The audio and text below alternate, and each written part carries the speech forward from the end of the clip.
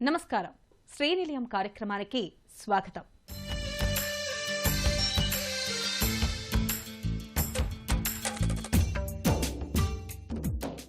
ఆంధ్రప్రదేశ్ రాజధాని అమరావతి ప్రాంతంలో స్థిరాస్తి రంగంలో జోరు కనిపిస్తుంది. రాష్ట్రంలో కూటమి ప్రభుత్వం అధికారంలోకి వచ్చిన తర్వాత గత 5 ఏళ్లుగా నిలిచిపోయిన అమరావతి రాజధాని నిర్మాణ పనులు తిరిగి పుంజుకోవడమే కాకుండా ఊహించని వేగంతో ముందుకు సాగుతున్నాయి. విజయవాడ అమరావతి ప్రాంతం కేవలం ఒక పరిపాలన కేంద్రంగానే కాకుండా దక్షిణ భారతదేశంలోని అత్యంత ఆకర్షణీయమైన పెట్టుబడుల గమ్యస్థానంగా మారుతుంది. సొంతింటి కలను నెరవేర్చుకునేందుకు వడివడిగా వారు అడుగులు వేస్తున్నారు. మరి ఈ నేపథ్యంలో రాష్ట్ర రాజధాని అమరావతి రియల్ రంగం వాస్తవ పరిస్థితులపై ప్రత్యేక కథనం శ్రీనిలయం స్థిరాస్తిలో.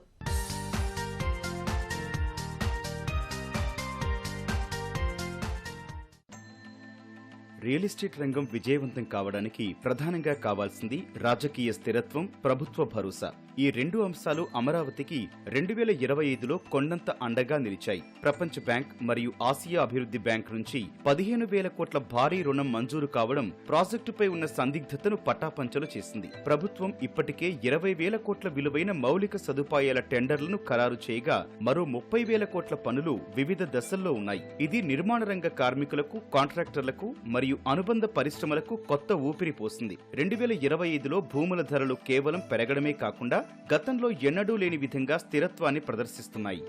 అమరావతి కోర్ ఏరియా అయిన తుళ్లూరు, వెలగపూడి, మందడం ప్రాంతాల్లో మంచి ధర పలుకుతోంది. విజయవాడలో నివాస గృహాల సగటు ధర చదరపు అడుగుకు 8,500 నుండి 12,000 వరకు చేరుకుంది. మంగళగిరి, తాడేపల్లి ప్రాంతాల్లో లగ్జరీ విల్లాలు 1.5 కోట్ల నుండి 3 కోట్ల బడ్జెట్లో హాట్ కేకుల్లా అమ్ముడవుతున్నాయి. భవిష్యత్తులో ఈ ప్రాంతం ఏ దిశగా అభివృద్ధి చెందుతుందో 2025 నాటి పరిస్థితులు స్పష్టం చేస్తున్నాయి.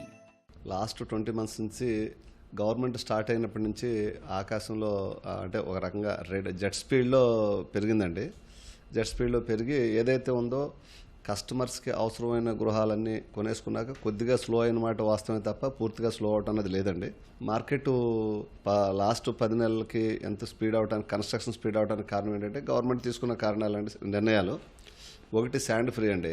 లాస్ట్ గవర్నమెంట్లో మేము దగ్గర 900 టన్ను కొన్న శాండ్ ఇవాళ 200-250 రూపాయలకి. ఓన్లీ ట్రాన్స్పోర్టేషన్, లోడింగ్ మాత్రమే. ఇది మున్సిపల్ అడ్మినిస్ట్రేషన్లో మా మినిస్టర్ గారు నారాయణ గారు చేసి ఏది అడిగితే అది రిలాక్సేషన్స్ సంబంధించి ఇబ్బంది లేకుండా, అంటే అక్కడున్న కొనుక్కునే కస్టమర్స్కి ఇబ్బంది లేకుండా, గవర్నమెంట్కి ఇబ్బంది లేకుండా, పబ్లిక్ ఇబ్బంది లేకుండా ఆ రూల్స్ విషయంలో సడలింపులు అనేది చాలా కన్స్ట్రక్షన్ రంగాన్ని విజయవాడ, గుంటూరు, అమరావతి జోన్లో చాలా స్పీడ్గా డెవలప్ అవుతున్నాయి. ఇక్కడ విజయవాడకి సెంటర్గా ఉండి విజయవాడ, గుంటూరు, అమరావతి జోన్లో ఎలాగంటే మీకు మంగళగిరి దగ్గర ఒక ప్రాజెక్ట్ ఉంది. అక్కడ కూడా మంచి స్పీడ్గా సేల్ జరుగుతుంది. విజయవాడకు సంబంధించి విజయవాడ ఏరియా అంతా కానూరు జోన్ ఉంటుంది. తర్వాత యువతల పక్క రామర్పాడు, తర్వాత అలాగే ప్రసాదంపాడు ఇటువైపు కానీ, లేకపోతే అటువైపు గుంటుపల్లి కానీ, అక్కడ అన్ని చోట్ల కూడా గుంటుపల్లి వైపు కూడా స్పీడ్గానే మాకు వెస్ట్ బైపాస్ స్టార్ట్ అయ్యడం వల్ల అక్కడ కూడా బాగానే జరుగుతున్నాయండి. లాస్ట్ 2 మంత్స్ నుంచి అయితే మళ్ళీ కొద్దిగా వేగం పెంచినట్టు కనిపిస్తుంది. నాకు తెలుసుగా ఫిబ్రవరి, మార్చికి ఇంకొద్దిగా స్పీడ్ అవుతుందని అనుకుంటున్నామండి. కారణం ఏంటంటే రాజధానిలో ఉన్న ఏదైతే యాక్టివిటీ స్పీడ్ అయిందో ఈ 3-4 నెలల నుంచి స్పీడ్ అవటం వల్ల, స్పీడ్ అయిన వాళ్ళు ఎవరైతే ఆఫీస్ స్టాఫ్ కానీ వాళ్ళు కానీ ఇల్లు కోసం ఎతకడం కానీ, వాళ్ళు ఇల్లు తీసుకోవడం గురించి కానీ వాళ్ళకి కానీ దాని గురించి ఆక్యుపెన్సీ ఈ మధ్య బాగా పెరిగింది. నెక్స్ట్ 2-3 ఇయర్స్లో రాజధాని అనేది ఒక వాల్యుబుల్ అసెట్గా తయారవుతుందని నేను అనుకుంటున్నానండి. ఈజ్ ఆఫ్ డూయింగ్లో కారణంగా చాలా స్పీడ్గా ఏదైతే ఉన్నాయో ఫైల్స్ అప్రూవ్డ్ కానీ, సిఆర్డీఏలో మాకు ల్యాండ్ కన్వర్షన్కి వెళ్తే వీక్లీ వన్స్ మీటింగ్ కానీ పెట్టడం, మ్యాక్సిమం 1.5 మంత్ 2 మంత్స్లోనే క్లియర్ చేయడం జరుగుతుంది. కాబట్టి కొత్తగా రోడ్ డెవలప్మెంట్ ప్లాన్ అనేది నెక్స్ట్ మాస్టర్ ప్లాన్లో జత చేస్తున్నారు. కాబట్టి ఆ రోడ్ డెవలప్మెంట్ ప్లాన్ వల్ల కానీ చాలా స్పీడ్ గ్రోత్ ఉంటుందని నేను ఆశిస్తున్నానండి. ఎయిమ్స్, ఐటీ కంపెనీల రాకతో ఈ ప్రాంతం ఒక ఎడ్యుకేషన్, హెల్త్ హబ్ గా మారింది. విమానాశ్రయ విస్తరణతో పారిశ్రామిక మరియు వాణిజ్య పరంగా ఈ ప్రాంతం దూసుకుపోతోంది. కానూరు, పోరంకి, పెనమలూరు ప్రాంతాలు మధ్యతరగతి పెట్టుబడిదారులకు నిలయంగా మారాయి. ఇక్కడ వార్షికంగా 15% వృద్ధి కనిపిస్తోంది.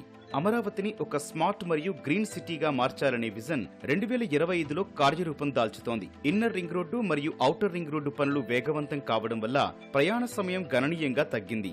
50 అంతస్తుల సచివాలయం, హైకోర్టు మరియు అసెంబ్లీ భవనాలు నిర్మాణ తుది దశకు చేరుకోవడంతో ఈ ప్రాంతానికి అంతర్జాతీయ లుక్ వచ్చింది. రియల్ ఎస్టేట్ విశ్లేషకుల ప్రకారం 2025లో ఇక్కడ పెట్టుబడి పెట్టడం అనేది ఒక సువర్ణ అవకాశం. రాబోయే 3 నుంచి 7 ఏళ్లలో పెట్టుబడులపై 100% నుండి 300% వరకు రాబడి వచ్చే అవకాశం ఉందని అంచనా వేస్తున్నారు. కేవలం భూమి విలువ పెరగడమే కాకుండా అద్దె రూపంలో వచ్చే ఆదాయం కూడా గణనీయంగా పెరగనుంది. మొత్తంగా చూస్తే 2025 సంవత్సరం విజయవాడ అమరావతి రియల్ ఎస్టేట్ రంగానికి ఒక టర్నింగ్ పాయింట్. ప్రభుత్వ పారదర్శక విధానాలు, నిధుల లభ్యత, మౌలిక సదుపాయాల కల్పన అమరావతిని కేవలం ఆంధ్రప్రదేశ్ రాజధానిగానే కాకుండా ప్రపంచ స్థాయి నగరాల జాబితాలో చేర్చబోతున్నాయి. నేడు ఇక్కడ పడే ప్రతి అడుగు భవిష్యత్తులో గొప్ప ఆర్థిక ప్రగతికి పునాది కానుంది.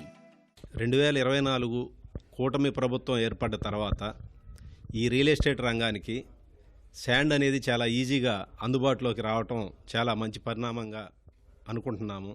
తర్వాత ఈ బిల్డింగ్ పర్మిషన్ విషయంలో కూడా 24 మీటర్లు అంటే 8 ఫ్లోర్ల వరకు నాన్ హైరేజ్గా పరిగణించడం కూడా ఇది చాలా మంచి పరిణామంగా బిల్డర్స్ అందరూ కూడా అనుకోవటం జరుగుతూ ఉంది. ముఖ్యంగా లేఅవుట్ల విషయానికి వచ్చినట్లయితే ఈ కూటమి ప్రభుత్వం ఏర్పడిన తర్వాత తీసుకున్న చాలా మంచి నిర్ణయం ఏంటంటే ఈ నాలా చట్టాన్ని రద్దు చేసి ఈరోజు లేఅవుట్ల పర్మిషన్తో పాటే ఫీజులు కూడా చెల్లించుకొని మాకు సుమారుగా 6 నుంచి 9 నెలల కాలం వరకు మాకు వృధా అవ్వకుండా చాలా ఫాస్ట్గా పని జరగటం అనేది చాలా గొప్ప విషయంగా ఇది రియల్ ఎస్టేట్కి బాగా ఉపయోగపడుతుందని నేను భావిస్తూ ఉన్నాను. ఇప్పటి వరకు జరిగింది ఒక లెక్క అయితే 2025 నుంచి అమరావతిలో కూడా చాలా అభివృద్ధి కార్యక్రమాలు చాలా ఫాస్ట్గా జరుగుతూ ఉన్నాయి. గత నెల నుంచి ఈ యొక్క రాజధాని ప్రాంతాల్లో కానీ బయట వైపు మాలాంటి లేఅవుట్లు వేసేవాళ్ళు కానీ కన్స్ట్రక్షన్ యాక్టివిటీ ఉన్న వాళ్ళందరికీ కూడా వర్కులు చాలా ఫాస్ట్గా జరుగుతున్నాయి. ఈ యొక్క పరిణామం రాబోయే 6 నుంచి 9 నెలల కాలంలో విపరీతంగా ఉంటుందనేది కూడా నేను భావిస్తూ ఉన్నాను. ఈ అమరావతితో కూడిన విజయవాడ ప్రాంతంలో ప్లాట్లకి బాగా కస్టమర్లు మొగ్గు చూపిస్తూ ఉన్నారు. అదేవిధంగా అపార్ట్మెంట్లు కూడా చాలా గణనీయంగా సేల్స్ అయితే జరుగుతూ ఉన్నాయి గత 6 నెలల నుంచి. ఇప్పుడు ఇండిపెండెంట్ విల్లాలు కూడా ఈ యొక్క ప్రాంతంలో చాలా తక్కువ రేటుకి దొరుకుతా ఉన్నాయనేది చాలా ముఖ్య విషయం, గమనించాలి. ఇది ఇప్పటికీ కూడా 1 నుంచి 1,50,00,000 పరిధిలో కూడా డూప్లెక్స్ విల్లా దొరకటం అనేది అది చాలా రూరల్ ఏరియాల్లో ఉన్న రేటుకి అమరావతి ప్రాంతంలో కూడా ఇప్పటికీ జరుగుతూ ఉండటం అనేది చాలా గొప్ప విషయంగా భావిస్తూ ఉన్నాను. ఎంతో కాలం నుంచి ఎదురు చూస్తున్న వెస్ట్ బైపాస్ ఈరోజు మన కళ్ళ ముందు కనపడతా ఉన్నది. దీని కారణంగా వెస్ట్ బైపాస్ ప్రాంతం అంతా రాబోయే 5 నుంచి 10 సంవత్సరాలలో విపరీతమైన డెవలప్మెంట్ జరిగి అంటే కనివిని ఎరుగని రీతిలో ఆ వెస్ట్ బైపాస్ ప్రాంతం అభివృద్ధి జరుగుతూ ఉందనేది భావిస్తూ ఉన్నాను. ఈరోజు హైదరాబాదులో నార్సింగి ప్రాంతం ఎలా ఉందో అదేవిధంగా వెస్ట్ బైపాస్ ఓపెన్ అయిన తర్వాత విజయవాడకి మరొక నార్సింగి, కోకాపేట లాంటి ప్రాంతం వెస్ట్ బైపాస్కి ఆనుకోనున్న ఏరియా మొత్తం అలాంటిది అవుతూ ఉంటుంది. ఆ విధంగా డెవలప్మెంట్ జరుగుతుంది అనే విషయాన్ని నేను భావిస్తా ఉన్నాను. అమరావతి రాజధాని ప్రాంతంలో మంగళగిరి రియల్ ఎస్టేట్ రంగానికి గుండెకాయగా మారింది. విజయవాడ, గుంటూరు నగరాల మధ్య వారధిలా ఉండటం, అద్భుతమైన మౌలిక సదుపాయాలు తోడవడంతో ఇక్కడ భూముల ధరలు ఎక్కువగానే ఉన్నాయి. మంగళగిరి కేవలం ఒక పట్టణంగానే కాకుండా ఇప్పుడు ఒక పారిశ్రామిక, వైద్య, ఆధ్యాత్మిక హబ్ గా రూపాంతరం చెందింది. దేశంలో అత్యుత్తమ వైద్య సదుపాయాలు ఇక్కడ అందుబాటులోకి రావడంతో ఈ ప్రాంతం చుట్టూ ఫార్మా, హోటల్, సర్వీస్ రంగం భారీగా విస్తరించింది. మంగళగిరిలోని ఐటీ పార్కులో కొత్త కంపెనీలు తమ కార్యకలాపాలు ప్రారంభించడంతో ఐటీ ఉద్యోగుల నివాస అవసరాలు పెరిగాయి. రాజధాని కోర్ ఏరియాకు, హైకోర్టుకు ఇది చాలా దగ్గరగా ఉండటం ప్రధాన ఆకర్షణ. ప్రధాన రహదారులకు ఆనుకుని ఉన్న ప్లాట్ల ధర గజం 50,000 నుండి 75,000 వరకు ఉంది. ఇన్నర్ రింగ్ రోడ్డు సమీపంలోని లేఅవుట్లలో గజం 40,000 కంటే తక్కువగా లేదు. 2BHK లేదా 3BHK ఫ్లాట్లు చదరపు అడుగుకు 5,500 నుండి 8,500 వరకు విక్రయించబడుతున్నాయి. మంగళగిరి చుట్టుపక్కల గేటెడ్ కమ్యూనిటీ విల్లాల సంస్కృతి పెరిగింది. వీటి ధరలు 2 కోట్ల నుండి 5 కోట్ల వరకు ఉన్నాయి. విజయవాడ, మంగళగిరి, గుంటూరులను కలిపే ఈ కారిడార్ త్వరలో ఒకే మెగా సిటీగా మారబోతోంది. 8 లేన్ల జాతీయ రహదారి మరియు అమరావతికి అనుసంధానించే అంతర్గత రహదారుల వల్ల ట్రాఫిక్ సమస్యలు తగ్గి ప్రయాణం సులభతరమైంది. పీపుల్ క్యాపిటల్స్ అమరావతిలో ఇన్ఫ్రాస్ట్రక్చర్ వర్క్స్ చాలా ఫాస్ట్గా నడుస్తున్నాయి. మంచి విశాలమైన 100 and 200 ఫీట్ రోడ్స్ కానీ, మంచి ఐకానిక్ టవర్స్ కానీ, ఇవన్నీ కూడా రియల్ ఎస్టేట్కి మంచి ఊతాన్ని ఇచ్చే విధంగానే ఉన్నాయి. అలానే రియల్ ఎస్టేట్కి అనుగుణంగా గవర్నమెంట్ చాలా మంచి పాలసీలు తీసుకుందండి. మన ఇండియాలో మెట్రోపాలిటన్ సిటీస్ తీసుకుంటే వైశాల్యంగా 100 నుంచి 200 కిలోమీటర్ రేడియస్ ఉంటుందండి సిటీ రేడియస్. అలానే గజం వచ్చి లొకేషన్ బట్టి 1,00,000 నుంచి 2,00,000 వరకు ఉంటుంది. ఒక ఇండిపెండెంట్ హౌస్ కొనుక్కోవాలంటే 1 కోటి నుంచి 5 కోట్ల మనం ఇన్వెస్ట్ చేయాల్సి ఉంటుంది. కానీ ఇప్పుడు మన అమరావతి పరిసర ప్రాంతాల్లో మన అప్కమింగ్ మెట్రోపాలిటన్ సిటీ ఈరోజు మనం దీంట్లో ఇన్వెస్ట్ చేసుకుంటే మనకు భవిష్యత్తు అనతి కాలంలో రిటర్న్స్ చాలా 5 to 10 టైమ్స్ పెరిగే అవకాశం ఉందండి. ఈరోజు మన అమరావతి విజయవాడ చుట్టుపక్కల పరిసర ప్రాంతాల్లో మీరు ఇన్వెస్ట్ చేసుకుంటే గజం మీకు 15 నుంచి 30 వేలు వస్తుంది. అదే మీరు హౌస్ కొనుక్కోవాలంటే 50 లక్షల నుంచి ₹1,00,00,000 వస్తుంది. సో మన ఈ అప్కమింగ్ మెట్రోపాలిటన్ సిటీల్లో మీరు ఇన్వెస్ట్ చేస్తే అతి తక్కువ కాలంలోనే మీకు 5 నుంచి 10 రేట్స్ పెరిగే అవకాశం ఉంటుందండి. డెఫినెట్గా అప్కమింగ్ స్టేట్ అవటం వల్లే మనం ఇన్ని ప్రాజెక్టులు చేసి సక్సెస్ అయ్యేగామని మేము మనస్ఫూర్తిగా చెప్తున్నాం. హెచ్సిఎల్ వంటి ప్రధాన సంస్థలు తమ కార్యకలాపాలను విస్తరించడం, ఐటీ పార్కులో మరిన్ని కంపెనీలు రావడం వల్ల ఐటీ ఉద్యోగుల తాకిడి పెరిగింది. చెన్నై, కోల్కతా జాతీయ రహదారిపై ఉండటం మరియు ఇన్నర్ రింగ్ రోడ్డు ద్వారా అమరావతికి నేరుగా అనుసంధానం కావడం ఈ ప్రాంతానికి ప్లస్ పాయింట్. అమరావతికొచ్చే సరుకు రవాణా అంతా గన్నవరం నుండే సాగాల్సి ఉండటంతో ఇక్కడ భూములకు ఎప్పుడూ డిమాండ్ ఉంటుంది. 2025లో విజయవాడ నగరంలో అత్యంత వేగంగా అభివృద్ధి చెందుతున్న అత్యంత ఖరీదైన ప్రాంతాల్లో పెనమలూరు నుండి బందర్ రోడ్డు కారిడార్ ఒకటి. ఈ ప్రాంతం ముఖ్యంగా ఉన్నత మధ్యతరగతి మరియు సంపన్న వర్గాలకు నిలయంగా మారింది. విజయవాడ నగరం తూర్పు వైపు విస్తరించడానికి ఈ మార్గమే ప్రధాన కారణం. బందర్ రోడ్డును ఆనుకుని ఉన్న కానూరు, పోరంకి, తాడిగడప మరియు పెనమలూరు ప్రాంతాలు ఇప్పుడు నగరంలో అంతర్భాగంగా మారిపోయాయి. అమరావతి రాజధాని పనులు వేగవంతం కావడంతో ఈ ప్రాంతం నుండి రాజధానికి కనెక్టివిటీ పెరగడం దీనికి అదనపు బలంగా మారింది. స్థిరాస్తి కొనుగోలుదారులను విశాఖ వైపు తిప్పుకునేలా చేస్తుంది. విశాఖపట్నంలో కొత్తగా ఐటీ కంపెనీలు రాకతో ఇక్కడ ఈ రంగంలో పెట్టుబడుల సానుకూల వాతావరణాన్ని పెంచుతుందని స్థిరాస్తి నిపుణులు చెబుతున్నారు. ఉత్తరాంధ్ర వ్యాప్తంగా ఇన్వెస్టర్లు పలు చోట్ల అన్వేషణలు చేస్తున్నారు. ఇదే సమయంలో మహానగరంగా వేగవంతమైన అభివృద్ధిని పదిలం చేసుకోవడానికి విశాఖ కేంద్రమవుతుందని అంటున్నారు.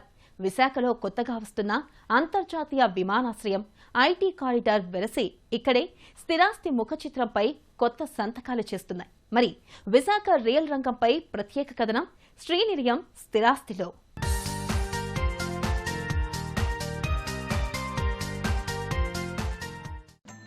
సహజ సిద్ధంగా ఎదిగిన విశాఖ నగరం ఎప్పుడూ స్థిరాస్తి రంగంలో పాజిటివ్ గ్రోత్ను నమోదు చేస్తుంది.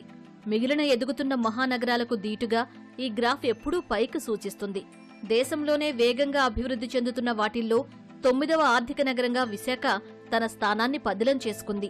ఈ రేసులో తన ర్యాంకింగ్ను మెరుగుపరుచుకుంటూ మరింతగా రానున్న కాలంలో దూసుకుపోయేందుకు సానుకూలతలను కూడతీసుకుంటుంది. గత 2-3 నెలలుగా విశాఖ కేంద్రంగా వస్తున్న ఐటీ కంపెనీల ప్రకటనలు, వాస్తవ కార్యాచరణలు ఇక్కడ సందడి వాతావరణానికి కారణమవుతున్నాయి. గత 2 నెలల నుంచి కూడా విశాఖపట్నానికి ఒక గ్లోబల్ సిటీగా పేరు తీసుకురావడంలో గౌరవనీయులు మన చంద్రబాబు నాయుడు గారు, రాష్ట్ర ముఖ్యమంత్రి వర్యులు, అలాగే ఐటీ శాఖ మంత్రివర్యులు నారా లోకేష్ గారు ఎంతో శ్రద్ధ కనపరిచి ఒక కాంపిటేటివ్ స్పిరిట్ తోటి విశాఖపట్నానికి ఐటీ కంపెనీస్ని తీసుకురావడంలో నిజంగా వారు ఎంతో కష్టపడ్డారని అతిశయోక్తి లేదు. దానివల్ల ప్రప్రథమంగా విశాఖపట్నం రియల్ ఎస్టేట్ రంగానికి ఎంతో ఊపిచ్చిందండి. ముఖ్యంగా చెప్పాలంటే ఈ గూగుల్ డేటా సెంటర్ కానివ్వండి, అట్లాగే ఈ నెలలోనే శంకుస్థాపన చేసినటువంటి 9 ఐటీ కంపెనీస్, అందులో ప్రధానంగా కాగ్నిజెంట్ కంపెనీ. దీనివల్ల ప్రధానంగా మన విశాఖపట్నానికి 5 లక్షల మంది ఎంప్లాయీస్ ఇక్కడికి రాబోతున్నారు. దీనివల్ల రియల్ ఎస్టేట్ రంగానికి ఎంతో ప్రాధాన్యత సంతరించుకుంటుంది. కేవలం ఓపెన్ ప్లాట్సే కాకుండా అపార్ట్మెంట్ కల్చర్, విల్లా కల్చర్ కూడా ఎప్పుడూ చూడని విధంగా విశాఖపట్నం ఇవాళ డెవలప్ అవుతుంది. సామాన్యుల నుంచి మధ్యతరగతి కుటుంబీలు, అట్లాగే సంపన్న వర్గాల వారికి కూడా కేటాయించే విధంగా ఇక్కడ ప్రాధాన్యత అనేది విశాఖపట్నంలో ఉంటుంది. సో ఇవాళ గ్లోబల్గా ఎంతో డెవలప్ అవుతున్నటువంటి విశాఖపట్నంలో భూమాత వెంచర్లు అద్భుతమైనటువంటి వెంచర్లుగా మాకు ఎంతో పేరు ప్రఖ్యాతులు ఉన్నాయి. సో రాబోయే రోజుల్లో కూడా సామాన్యుల్ని కూడా కవర్ చేసుకుంటూ వేసేటువంటి ఏకైక కంపెనీగా భూమాత అవతరించబోతుంది. ఇదివరకటి కంటే కూడా విశాఖపట్నంలో ఇవాళ కస్టమర్స్ తాకిడి పెరిగింది. ఒకప్పుడు ఉన్నటువంటి అనిశ్చితి ఇవాళ తొలగిపోయింది. సో దానివల్ల మంచి డిమాండ్ మేము ఎక్స్పెక్ట్ చేస్తున్నాము.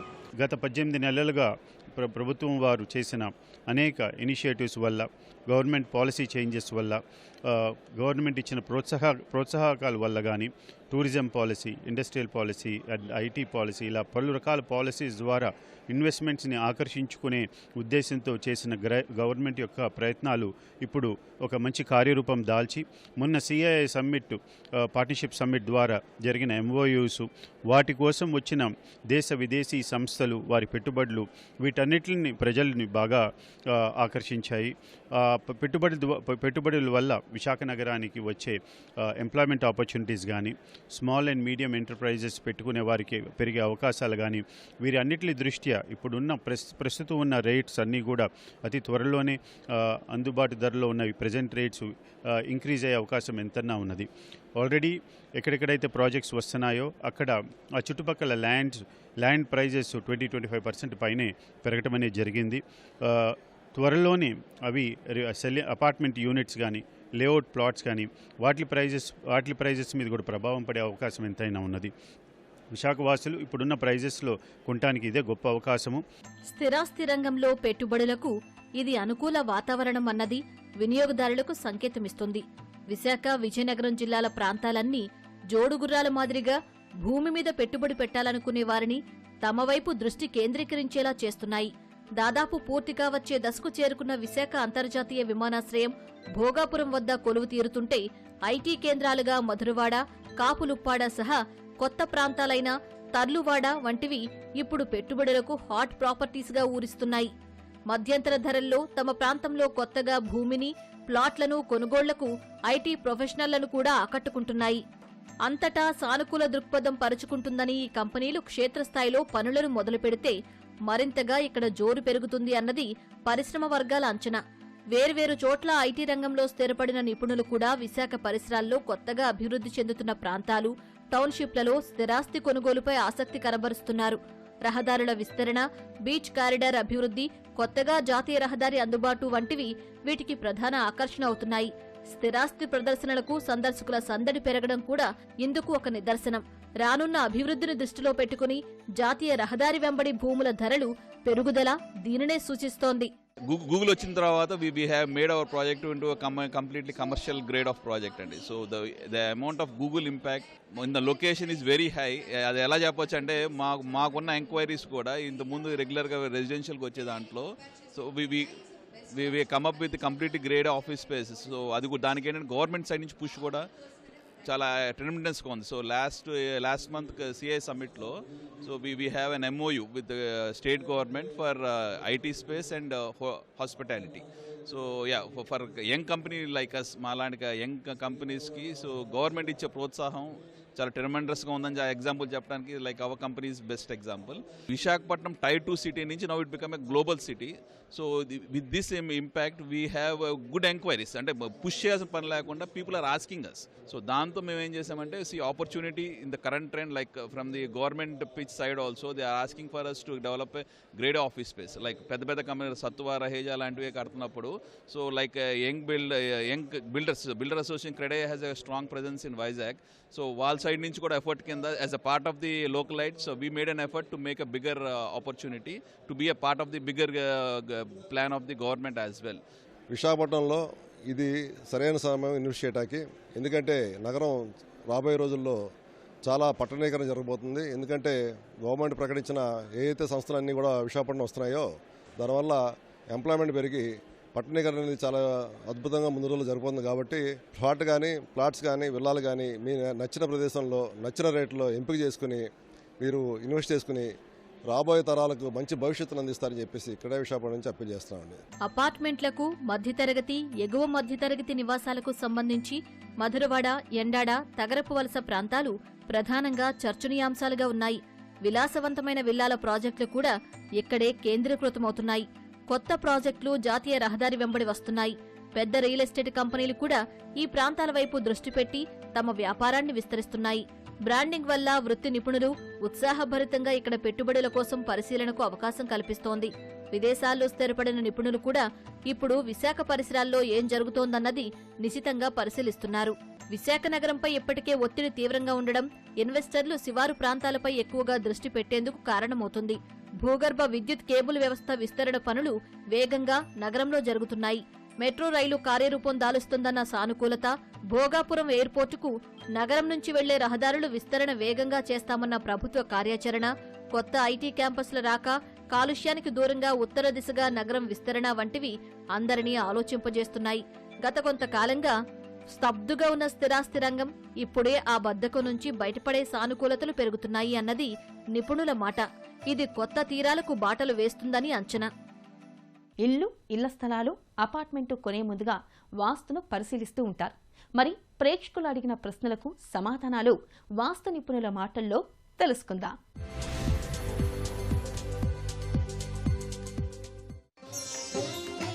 ఇంట్లో వాస్తు దోషం ఉందని ఎలా తెలుసుకోవాలి? ఇంట్లో గృహిణి అనారోగ్యం పాలవుతోంది తరచూ అంటే మనం ముఖ్యంగా చూసుకోవాల్సిందేంటి? తూర్పు ఆగ్నేయం. అంటే ఇది కనుక తీసుకున్నాం అనుకోండి, ఇది నార్త్ ఫేసింగ్ ఎగ్జాంపుల్ తీసుకున్నాం అనుకోండి, ఇది తూర్పు ఆగ్నేయంలో కిచెన్ తీసుకున్నాం. ఇట్లా మనం ఈ విధంగా కిచెన్ ప్లాట్ఫామ్ పెట్టినప్పుడు ఇది ప్రవేశ ద్వారం పెడతాం. ఈ ప్రవేశ ద్వారం ఉచ్చలో పెడతాం. ఇలా ఉచ్చలో పెట్టినప్పుడు ఈ ప్రవేశ ద్వారానికి ఎదురుగా ఎప్పుడైతే గృహిణి వంట చేస్తూ ఉంటుందో గుమ్మంలో చేయి పట్టం అంటారు దాన్ని. పొరపాటున కూడా ఇలా పడకూడదు. ఇలా కనుక పడితే ఆ ఇంటి గృహిణికి కొంత అనారోగ్యం వాస్తురీత్యా పాజిబుల్ ఉంది అనేటువంటిది చెప్తోంది. ఇలా ఉన్నప్పుడు ఏమవుతుందంటే తూర్పు ఆగ్నేయం అనేటువంటిది బలహీన పడుతుంది.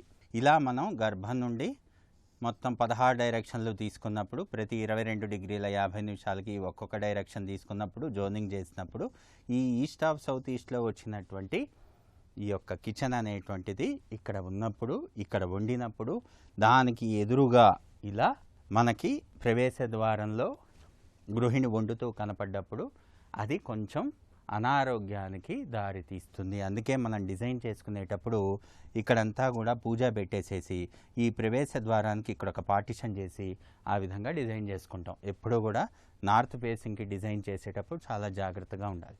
అదేవిధంగా కొన్ని చూస్తూ ఉంటాం, తూర్పు ఆగ్నేయం కట్ అవుతుంది. ఇలా కట్ అయినప్పుడు ఇది కొంచెం అనారోగ్యానికి దారితీస్తుంది. తూర్పు ఆగ్నేయ దోషాలు లేకుండా ఇంటి నిర్మాణం చెయ్యాలి.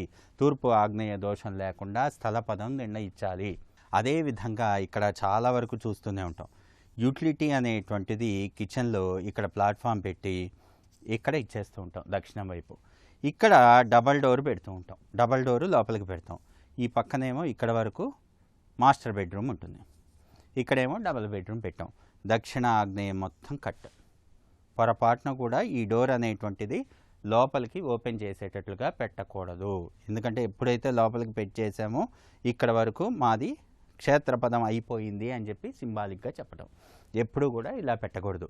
ప్రతి రూమ్లోకి మనం డోర్ పుష్ చేసుకునే వెళ్తాం కదా, అలా ఇక్కడ కూడా డోర్ పుష్ చేసుకుని ఈ యూటిలిటీ జోన్లోకి వెళ్ళాలి. చాలా ఇంపార్టెంట్ పాయింట్.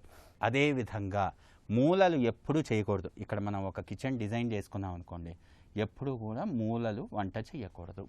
మూలలు అధమం. పొరపాటున కూడా గృహిణి ఇక్కడ వంట చేయకూడదు. తూర్పు ఆగ్నేయంలోనే వంట చేయాలి. మనం ఎంత చేసినా కూడా, ఎంత వాస్తురీత్యా పాటించినా వాస్తు అనేటువంటిది 25% మాత్రమే. మిగతాది జ్యోతిష శాస్త్రీత్యా గోచార రీత్యా చూసుకోవాల్సినటువంటి విధి విధానం. మిగతాది దైవత్వం వల్ల వచ్చేటువంటి బలం. మిగతాదంతా అదృష్టం. ఆగామి సంచిత ప్రారబ్ధ కర్మల్ని ఎవ్వరూ ఏమీ చేయలేరు. ఇది నేటి శ్రీనిలయం. మరికొన్ని తాజా అంశాలతో వచ్చే వారం మళ్ళీ కలుద్దాం. అంతవరకు సెలవు. నమస్తే.